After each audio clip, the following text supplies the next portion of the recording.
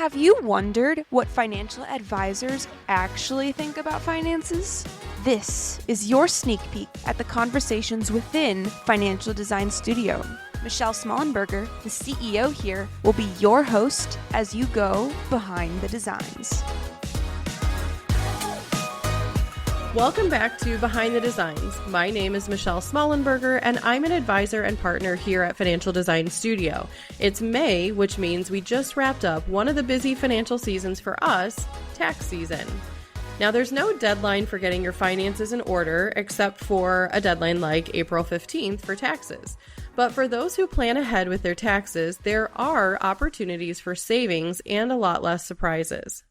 In this episode, we want to bring Steve Smollenberger back to the mic. Steve is another partner here at FDS and is our tax specialist who handles the filing of tax returns and then the analysis and tax planning the rest of the year. Welcome, Steve. Hello. Thanks for having me. Yeah. So you've come out of tax season and now you're seeing the light of day. Yes, back to the land of the living.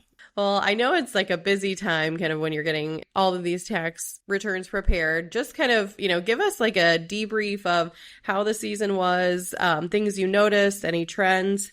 Yeah, tax season is always a very condensed time. It's basically January 1st through April 15th. However, many tax documents aren't even available till January 31st, so then it's 3 months. And then this year, we were noticing a number of custodians, Schwab, Fidelity, Vanguard, LPL, were providing their 1099s even later, as late as like end of February. So then you have basically March and then half of April. So it was a very condensed year, probably more so than I can remember. All right. I think that's helpful to understand. I think a lot of times people are kind of like, why does tax season seem so busy or stressful? Or yes, everybody has to do their taxes, but I think when you explain it like that, it's helpful to understand that it's not just, January 1st to April 15th, you have all this time to do all these returns, but it's not until everyone gets their tax documents. Yeah, and they all kind of drip in at different times. You may get a W-2 one date, you may get a 1099 from your investments, another mortgage interest, charitable. They all kind of drip in at different times, so it's not like they all come in at the same time and then it's on you to move. Sometimes you're waiting. And it's kind of a big project management from handling everybody's documents, keeping the process moving to eventually getting them filed. Yeah, no, that's helpful to understand. So was there anything that you kind of noticed in general? So you're completing tax returns, a couple hundred tax returns. What did you notice, I guess, as far as like results or things that you were seeing in those finalized numbers? Yeah, I'm noticing a lot more people are using donor advised funds, so like a charitable account to handle all their charitable giving. I'm noticing those in retirement that have IRAs that are at least 70 and a half using the qualified charitable distribution known as QCDs. So giving out of their IRA accounts. That way it's not taxable. And there's a number of benefits to that, but noticing a lot more of our retirees taking advantage of that benefit. On the flip side, we have noticed those that are still working, getting W-2s, have had larger balances due this year. Maybe where they've had refunds in the past or maybe break even, have owed this year more than in the past. And that was interesting, mainly due to a couple factors. There was a change in the withholding tables on their pay stubs. That changed in 2024. And then a number of our tax clients have received bonuses, and those are usually withheld at a different rate than their normal withholdings. Bonuses are usually kind of held at 22%. So if you're in a higher tax bracket, that differential is usually what's causing that tax liability. So for some, it was some sticker shock, some surprise, things that we can work through planning for the future.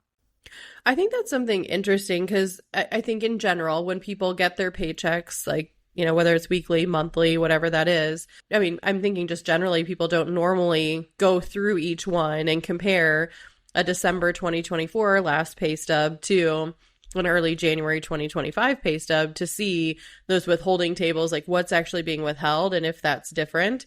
I would say almost never. It would maybe be our engineers or those in finance that love to look at those numbers, but usually someone hasn't even opened the envelope for their W-2, so they're not looking at each of their pay stubs. Yeah, and a lot of times they just get emailed, or like you get the notice, your pay stub's ready, and you see you get paid, so you don't even go look at it. So I think that's probably, like, would you say that's something just for people, it sounds like, to be more aware of, just to be checking kind of what is being withheld from your paycheck? I know we do this for clients when we're doing pay stub projections and we're saying, okay, have you withheld enough?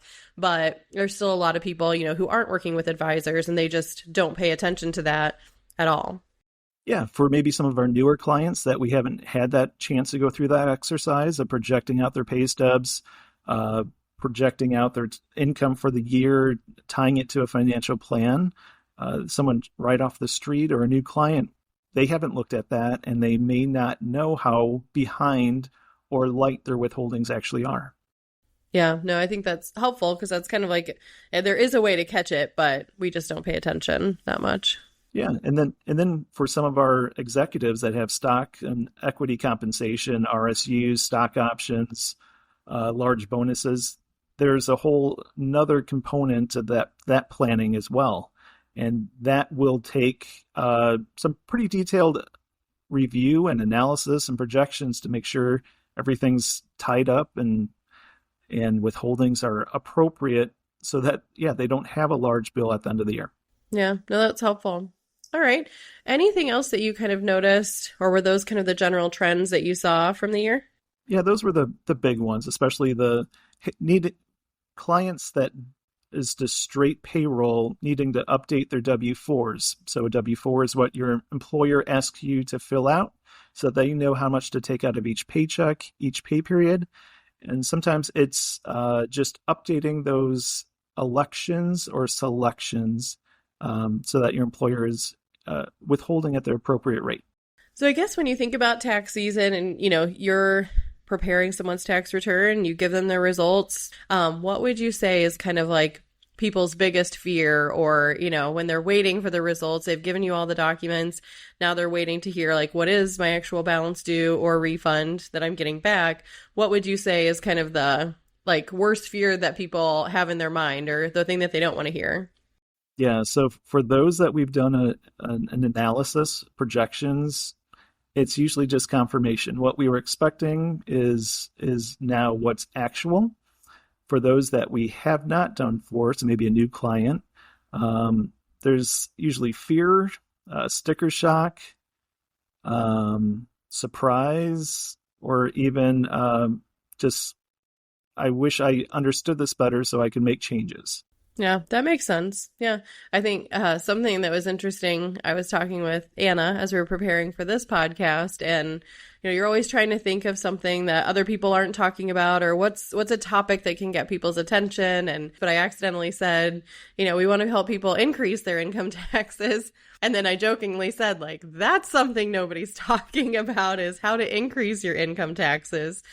But I guess in reality, though, I do just want to kind of, like, in our humanness, and if you do have to pay more in taxes, it's because, or it should be because, you're earning more income. And so there's also the reality check of that. Yeah, exactly. Yeah, owing taxes is because there was an economic benefit along the way, whatever that was. For some people, it's doing a Roth conversion, selling a rental property, having a increase in pay. They were benefiting along the way. So then now they're just paying the appropriate tax on those amounts. Mm-hmm. Yeah. And we usually just want to say, like, congratulations, you earned more in income. So I think it's hard because it's kind of trying to have this perspective of, yes, I owed more, but it's because I earned more. Now, I guess it is true, though, that people could owe more, and it's because they didn't have more income, but maybe they, didn't deduct something or something else changed. And I guess that's where people would want to be checking or making sure, like, oh, what did I miss? Because I didn't necessarily earn a lot more. Yeah. So even some of our young families, it's a child turning age 17 or a little bit older where the child tax credit has dropped from $2,000 to $500. So there's a $1,500 swing right there. So for a young family has maybe counted on something like that, like credits in the past, to all of a sudden not have those and nothing else in their life has changed, that's a pretty big swing. Yeah. Yeah. No, I think that's helpful just to understand. I think, yeah, this is kind of one of these points where, you do your 2024 tax return and you say, okay, did I like those results? Did I not like those results? And can I do anything about it? And I would say this is kind of a perfect time for people to start looking ahead to their 2025 tax return. I know you're kind of starting to try and shift your gears from completing the 24 tax return into now 2025 kind of tax analysis, pay stub projections. Are people going to be on track? Yep, it's changing the assembly line. Yeah, exactly. So tax planning and taxes never stop. They happen all year long, and there's still people that are going to file it until September 15th and October 15th. So yeah. All right. So in that kind of spirit of looking ahead and looking forward, one of the things that we do try to keep clients updated on, especially like with investments and the market as we're investing for them, are changes that we're seeing with investments or with the market and the economy. And, Rob writes a lot of those. So you can definitely check out our newsletters or blog posts to see a lot of updates on that. And so one of these things that we have for 2025 is going to be taxes as well. This is going to affect tax planning. And this is basically the legislation that we have regarding tax brackets that are set to expire here at the end of the year. So starting in 2026, those will be different going forward if nothing changes. Why don't you kind of explain, Steve, what all of that means, kind of like talk us through kind of where we've been for the last 8 years, things we've seen as we kind of start to talk about what we expect to see different or kind of what's going on with tax legislation this year. Yeah, so for our listeners who have worked with us over the years, this is nothing new. This is known as the Tax Cuts and Jobs Act, TCJA. This was signed into law December of 2017. And what it did is it widened the brackets, reduced the rates, so meaning you could make more money before jumping to the next tax bracket. In order to kind of make all this work from a legislative standpoint, there had to be some offsets. So while they reduced taxes or what taxpayers would pay, they had to take away some of the benefits as well. They took away the exemption amount, meaning an amount that you could claim for yourself, your spouse, any children. They also changed some of the deductions. In the past, you could deduct your investment or advisory fees or miscellaneous 2% deductions. Those went away. And there were a number of other ones as well. But there were some offset or balancing changes in order to pass this through. What this did do, though, is while it widened brackets, reduced rates, it increased the standard deduction, so almost doubled it for many. It increased the child tax credit amounts.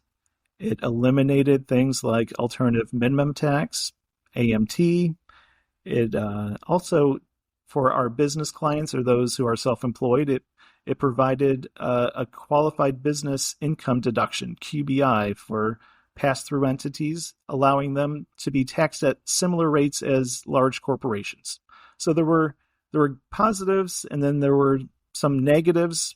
Ultimately, though, I think benefited the majority. Mm-hmm. Yeah. I guess that was one question, that I had kind of asked you in, looking back at what tax rates, deductions, all of those things, tax law used to be kind of pre-TCJA before that versus now with these changes, because there were, like you said, there were benefits in lower brackets rates, but there were things that they took away that we used to be able to deduct. And that was something I had asked you was, do you think, that if, let's say that this expires and it goes back to the way it used to be, do you think that most people would owe more in taxes, versus not? And that was, I guess you can kind of answer that. Like, do you feel like, let's just say it expires and nothing changes, how do you think that would impact most people? Yeah, so when we've been doing this for financial plans, projecting out 10 years plus, we were using old law for anything after 2025. And yes, rates increased, taxes increased, liability increased, all of that. So all things being equal, yes, there would be a negative or a detrimental impact to a client situation just paying more in tax. So kind of like the single biggest factor that's helped people is really just those percentages of the tax that you're paying in each bracket. And that was really, I think, the biggest change that it made was that you could earn more money before you paid a higher rate. Exactly, yeah. All right. So So I guess just in thinking about that, when we're talking about kind of tax legislation, and I think this is just going to be helpful for people to understand because you're going to start hearing more about this as the year goes on. I know here initially, Congress was hoping that, maybe by Memorial Day even, they might have something for the president to sign. However, I don't know that that will happen. That's coming up really soon. However, just when we think about this very high level, the trick in being able to, give tax incentives, so like deductions, exemptions, things like that, being able to deduct those versus paying taxes at a very high level, they're working from, okay, we have a budget in our country. So the government has a budget. This is how much we can spend. And so part of the revenue that goes towards that is income tax. And so they have to be balancing how much people are paying in taxes versus the incentives that they're giving and the deductions that you can use on your tax return. So as you start to hear about some of this legislation, these are really the things that kind of where it starts. So we're going to talk a little bit about that today because that's kind of just the initial of where these things start and what the budget looks like. And now, okay, well, how much can we decrease taxes for people so that we still have the money to spend for things that the government needs to do? Yeah. And when we were talking about this offline, we had some interesting insights on why is expiring, why wasn't it kind of made permanent, what would happen if it was continued or extended, what would happen if it changed. Yeah, there were a number of interesting topics there. Probably the first one, let's just start with why is it expiring? Maybe I'll let you explain that a little bit more because you understand it, the legislative side of why was it expiring after 10 years? That was a real interesting topic. Yeah. So basically when we think about, and again, this is just kind of understanding the legislative process for this kind of what's going to affect taxes. So basically when this was initially put in, so 2017, it was basically passed for 8 years. So this TCJA was in effect for 8 years and it said, okay, these are the changes we're going to have for the next 8 years. Now, when you're passing legislation, they can pass bills that become permanent. So now this is permanent legislation. So they could have said, these tax changes are going to be permanent forever. Permanent until changed, right?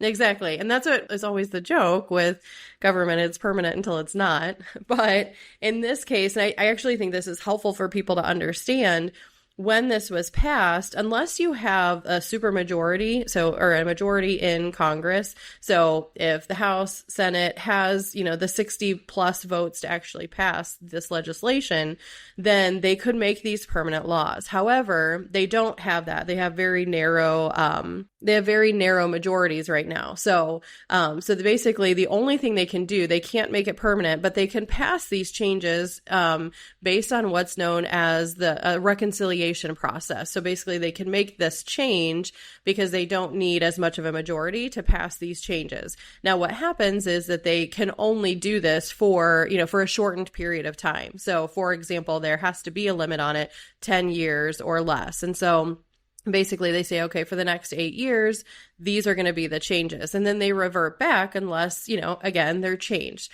So this is kind of where we find ourselves again, like in 2017, we don't have a large enough majority to make these changes permanent. And so this is kind of where we find ourselves again, where it's again, the reconciliation process. And so, for example, if you were just going to pass a bill, you could, they could have that bill, pass it. However, this reconciliation process to even start it, basically the House and the Senate have to kind of have like a motion. They have to have submit to and have the House Ways and Means Committee, which actually does the budget, or creates this. They actually have to have them kind of start with here's the framework for what we're passing. So for example, like into the really nitty gritty of all of this, they might be saying, for example, in the House that we want a $4.5 trillion, spend to give these tax cuts. So that's what it's going to increase the deficit by. So then the government saying, okay, if we pass these, we're going to have a larger deficit by $4.5 trillion, for example. In the House or in the Senate, it could be different where they're saying, okay, we only want to increase the deficit by $1.5 trillion. This is kind of the framework for where it starts. You kind of put this limit on, this is how we want, the amount to add up to. So if we're giving them more tax deductions, obviously that's going to increase the deficit. But if we're charging more in taxes and we're increasing the rates that people are going to pay at, now we're bringing in more revenue. That's going to decrease the deficit. So basically, all of this has to net together within this framework. So that's kind of where this starts. That's basically where we are today. So April 5th and April 10th were basically dates. And the reason we're kind of just mentioning this is because a lot of people are not aware of these things necessarily, but those 2 dates were basically when all of this was kind of started in the House and the Senate. So this process is essentially being started, but from there, it can change so much. And so just knowing the reconciliation process is being started and now really becomes a lot of the talking between, talking between Congress members so that they can actually pass something that can then be put into effect that affects us. And so that's, just very high level. That's what's happening. That's kind of the process that's being used. And that's the why behind it. So again, it has to be temporary. It can't be permanent, because of the lack of the majority that, the House or Senate has to be able to pass a permanent bill. So kind of in summary, it was put into law starting with the 2018 tax year, going through 12/31 of 2025, where it will revert, or another way of saying that is it sunsets to 2017 tax law during the Bush era, unless something is changed, added, or extended. Yeah. So why don't, Steve, I know some of the things that we kind of gave that high level, but now when we talk about okay, there's going to be a lot of things within that change. So for example, maybe give us a few items that we've kind of heard over the last year. Maybe it was campaign promises or, things that we've just heard people talk about that they would like to see changed. Maybe talk about a few of those items we might see in the final bill that you've kind of heard of. Yeah, so there's everything from whispers to campaign promises to what ifs, everything from let's no longer tax Social Security. So when you worked as an employee, you paid into Social Security, you had an amount taken out of your paycheck, it was set aside for you for retirement age.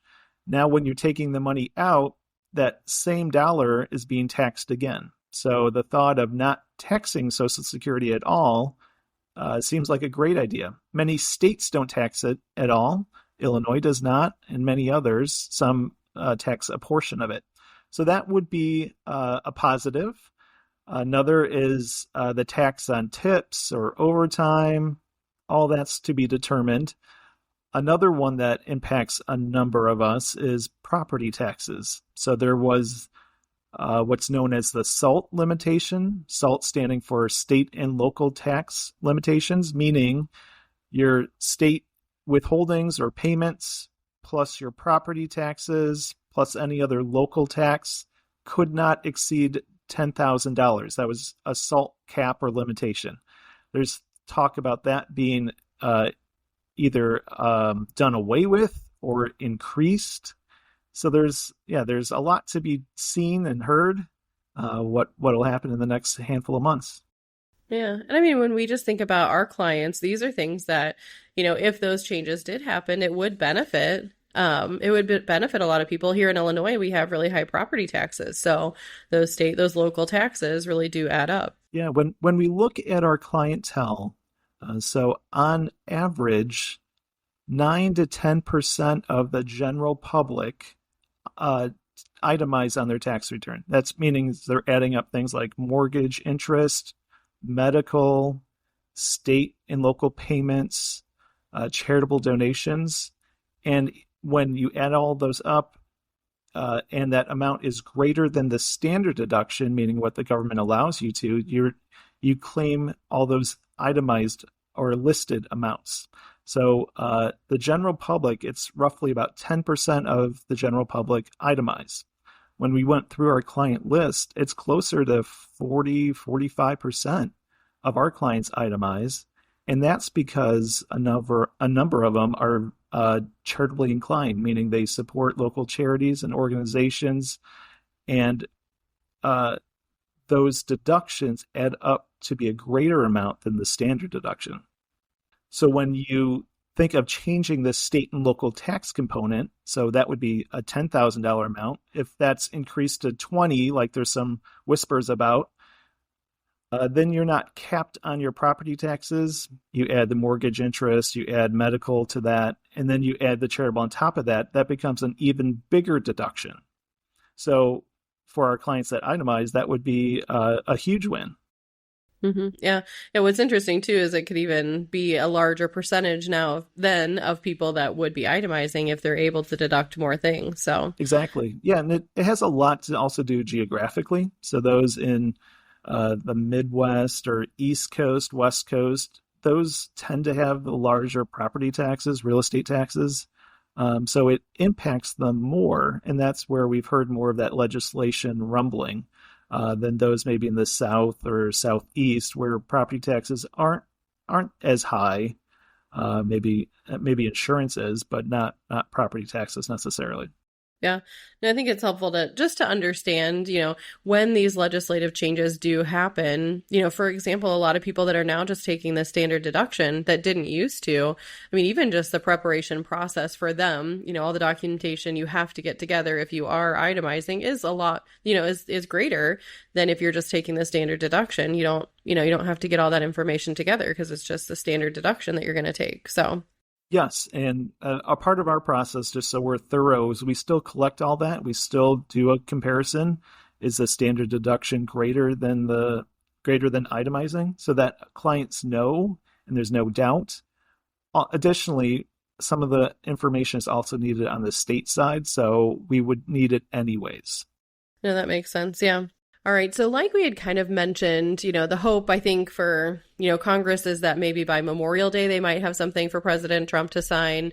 The benefit to that, if they are able to actually pass something sooner, is that there's a lot more time to do planning, because then you would know, okay, this is what's going to happen January 1st of 2026. So then, and you can start, doing some of these planning items. There's things that, we might be waiting on just to make sure, because if you don't need to do a bunch of things this year, for example, because these lower brackets are going to continue, that makes a big difference. So we'll see, whether that's going to happen soon, but there definitely is incentive for Congress to pass something. Obviously, as the year end gets closer, I think they're all going to be probably working together more and more to pass something. Would you agree that probably the consensus is that they definitely want to pass something, all the details they'll iron out, but... Yeah, my personal opinion is it probably won't revert or sunset back. It'll be extended in some way, shape, and form. And as we get closer to the end of the year, the pressure to work together to benefit the United States public will be greater. So yes, I see something happening. We'll just kind of, as we tell clients, it's a wait and see. Let's work with the law that we have available to us and what we know right now. Plan for the worst, but be ready for the best too. Yeah, exactly. No, I think that's helpful. So this is something we'll definitely keep people updated on, because as the year goes on and we're doing planning, we want to make sure that we're catching those. So we will keep you updated as always, but that's at least just kind of a heads up that the process has started. They are starting to work on it, like I know everyone's hearing, but hopefully we just wanted to give you, a little bit more of the details. So I guess when we're talking about, reducing your taxes, there are some simple ways that people can reduce taxes. We do have videos about this, but we also just want to kind of give you, just kind of, a list of here's some things that you can do before, the end of December 31st. And then there's always a few things you can do after the beginning of the year. But if we just kind of think through from now, May until the end of the year, we've got several months left. So there's plenty of time to make these changes, which is really helpful. Why don't you kind of talk us through some of those changes, Steve, that, if people are looking to reduce their taxes? Yeah, in no particular order, we kind of jotted down a number of things together, and here's our list. First is charitable contributions. So the donations that you make to charities, keep track of all those. Make sure that you have records and proof so that when you're recording it on your tax return, nothing's missed. So that would be charitable, meaning anything that you donate, cash, stock, credit cards, keep track of those. And then if there's any non-cash donations, think of like Salvation Army, Goodwill, keep those receipts. Take pictures of what you donate. If it's clothing, household items, furniture, vehicles, keep track of all your deductions. Another one would be if you have stock that has appreciated greatly, rather than giving out of your cash flow, you can donate investments as well. So we've had a number of clients open donor advised funds or charitable accounts this past year, and it's been really helpful for them, keeping everything contained within one account so they're not tracking down numbers of receipts. The next one is IRA contributions or retirement account contributions. That would be if you're working and you have earned income, putting money into a traditional IRA. And if you're able to, that gives you a tax deduction. If not, then if you're under the income limits, putting money into a Roth IRA so that can grow tax-free to the future. So taking advantage of any retirement benefits through work, that would be 401ks, 403bs, maybe a health savings account, an HSA. Those would all reduce your taxable wages and reduce your taxable income and ultimately your tax liability. For our clients who have medical expenses, keeping track of all of those if it exceeds 7.5% of your income. So this is one where each year I'm asked this question: should I keep track of my medical expenses? And for most clients, due to their income levels, they'll never get to an amount greater than 7.5% of their income. But for those living in retirement communities or memory care facilities, those expenses are often very large. So that would be a deduction that would be able to be claimed. So just keeping track of all your receipts or payments is really helpful there. And then the last couple here is if your employer allows you to defer compensation, meaning you're not going to take it or receive it while you're working, but keep it for the future when you're in retirement, that would reduce your taxable wages, taxable income. So a great option there if that's something that fits into your plan, fits into your cash flow. And then the last couple here is if you do have a tax liability, make sure that you're adjusting your withholdings on your W-4 election, making estimated tax payments quarterly if that's another way of handling the tax on your income. So yeah, a number of things there. Each of those are things that you can be doing all year long or tracking or making sure that it's being done, not waiting for April 15th to roll around. Yeah. And I think that's why we're kind of saying, like, here, if we start in May rather than you get to September, October and go through this process, then you only have, a couple of months to make those changes. So for example, if you're trying to max out a 401k or make an IRA contribution, you're having to do all of that then, versus if you can spread it out over more months, then it's less that you have to do each month. So it is helpful kind of the sooner you start to actually get a handle on that of, okay, what can I be doing? So it doesn't impact as much of your day to day than it needs to. And also you get excited about seeing some progress, whether that's gathering items or making contributions. You're seeing action being put into place. Yeah. I think that really helps people to kind of think of things that they can do as far as income taxes for the year and looking ahead. One of the other things, that is part of kind of this legislation, this TCJA and things that are being talked about, just because it does affect some of our clients is, estate tax. That's another tax that people pay. And this is, when you pass away and you have assets left and they're over a certain amount, you can owe tax on those assets that you leave and you pass on to beneficiaries, if it's not a spouse. And so one of the things that changes, with the TCJA, again, kind of at the end of the year here. So currently with the gift and estate tax exemption, you can give $13.99 million per individual away without that being taxed. However, after the expiration here at the end of the year, so December 31st, 2025, this decreases by 50%. So that changes to about $7 million per individual. Now, I know that sounds like a lot of money, but when you're talking about gift and estate tax, this is very different than just your income tax that you have for the year. So gift and estate tax is really adding up all of your assets, home, all of these things. that are in your name. And basically, once you have that total, it's very similar to income tax return where, they kind of go through the process. Some things can be deducted, some things are added.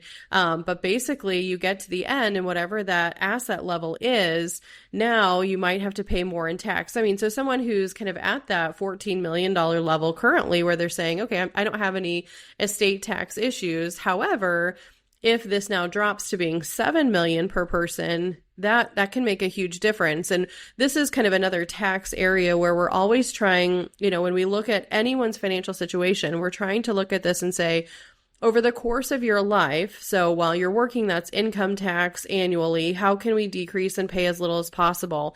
But also, then when you pass away and you're passing assets to people, how again can we decrease taxes that you're paying? And so this is one area that when we project out and we do these financial projections for people to say, okay, when you're age 90, 95, 100, these are the assets you're going to have left based on, these growth rates and your spending. And so when we see levels that are still remaining like this, these are the people where we say, you need to be talking with your attorneys to see if there's anything that you should do. Now, we did have an episode where we talked about this a little bit last year, because one of the tricky things is that when you're doing estate planning, for example, and you're talking about, wanting to decrease estate taxes, the way that you decrease those is by giving assets away or gifting them or putting them in a separate trust that might be irrevocable. So you can't change that.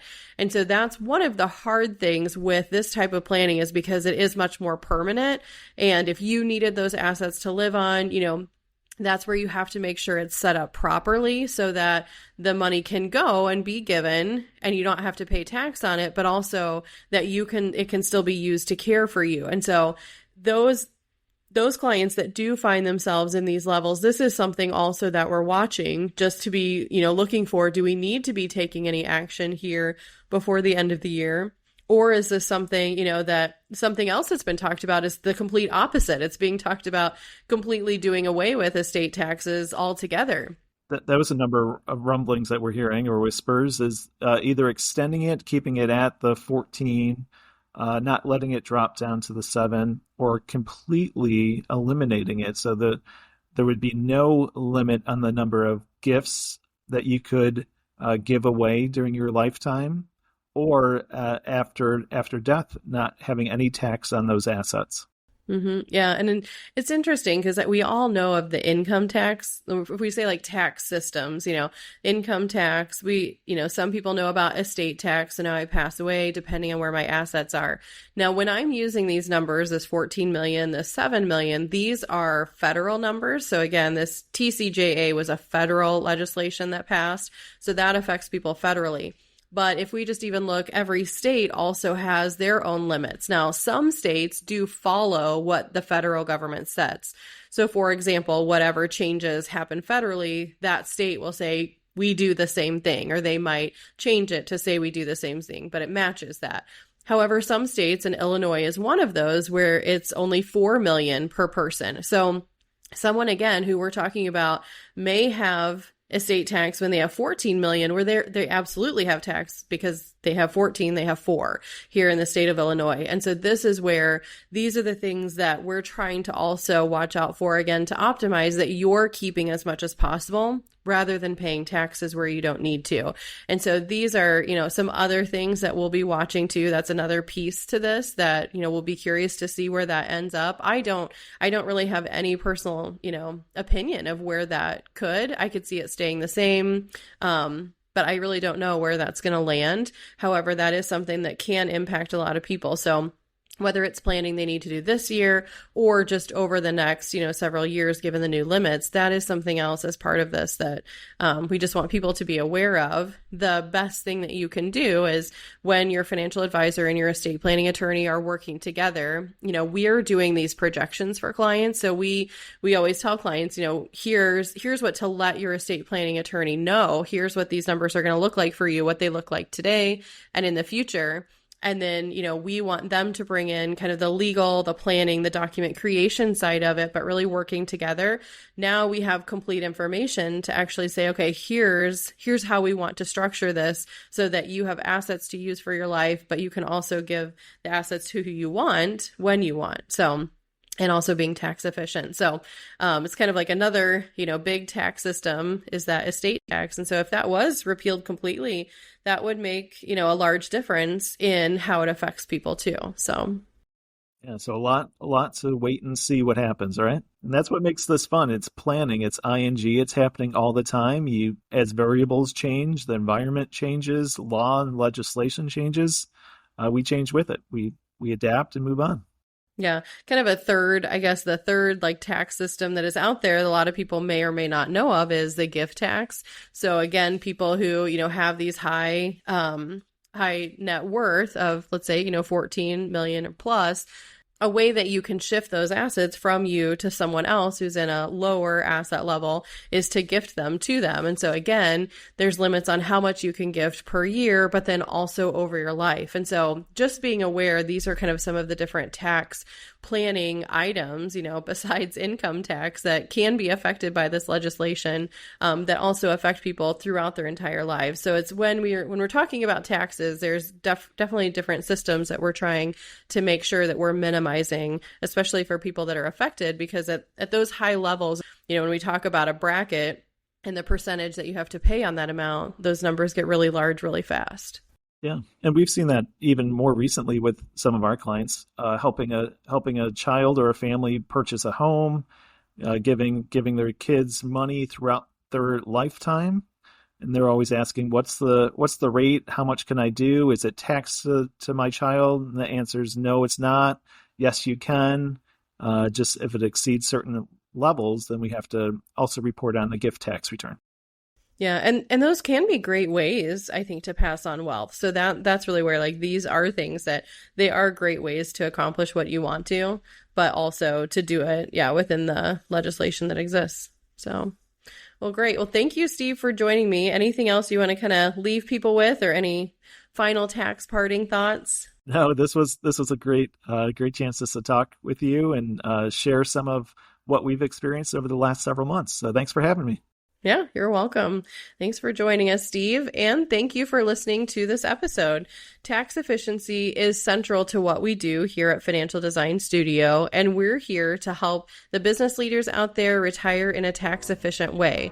If you want a plan that helps you accomplish this, go to financialdesignstudio.com and click Get Started to schedule a free consultation with our team. Until then, we'll talk to you in the next episode. Thanks for listening. To find any links or resources related to this episode, check out our show notes. Your host was Michelle Smollenberger, a certified financial planner and CEO. The guests featured are from Financial Design Studio, a team of experienced, fiduciary, fee-only advisors based in Chicago. Anna Lewis is the executive producer of the Behind the Designs podcast. And as always, for more information about Financial Design Studio and who we are, check out our website, financialdesignstudio.com. And final note, no content discussed on this podcast should be taken as financial advice. Financial Design Studio accepts no responsibility for your individual choices. We'll see you in the next episode.